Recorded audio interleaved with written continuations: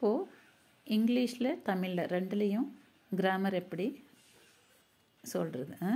இப்போது வெறும் இங்கிலீஷில் சொன்னால் சின்ன கிளாஸ் பசங்களுக்கெல்லாம் புரியாது. எப்போவுமே நம்மளோட மதர் டங்கில் சொல்கிறது தான் நல்லது சின்ன குழந்தைங்களுக்கு. சரிங்களா? இப்போது நவுன் இங்கிலீஷில் முதல்ல பெயர்ச்சொல் அப்படிங்கிறத பார்க்கலாம். பெயர்ச்சொல் அப்படிங்கிறதுக்கு இங்கிலீஷில் நவுன், தமிழில் பெயர்ச்சொல்.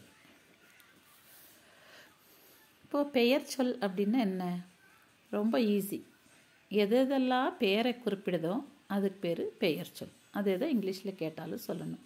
நவுனுன்னா பெயர்ச்சொல் தானே. அப்போ பெயரையெல்லாம் சொல்கிற அந்த ஒரு வேர்டு தான் நவுனு. இப்போ வாட் இஸ் நவுன் அப்படின்னா, வாட் இஸ் நவுன்? நவுனுன்னா என்ன அப்படின்னா நேமிங் வேர்ட்ஸ். Naming words.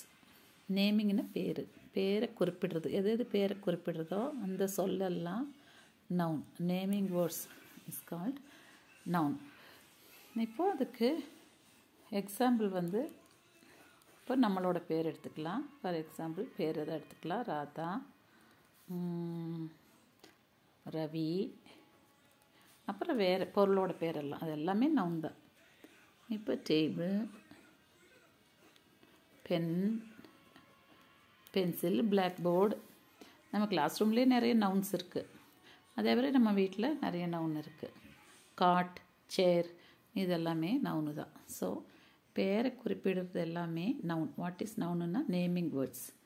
அதாவது பேர் எதை சொல்கிறோமோ அதெல்லாம் நவுனு. இப்போ சேர் இருந்தால் அது நவுனு. சேர்ன்னு சொன்னால் நவுனு. டேபிள் சொன்னால் நவுனு. அந்த மாதிரி. ஓகே, நெக்ஸ்ட் வீடியோவில் வேர்ப் பார்க்கலாம். வெர்பு, வினைச்சொல் பார்க்கலாம்.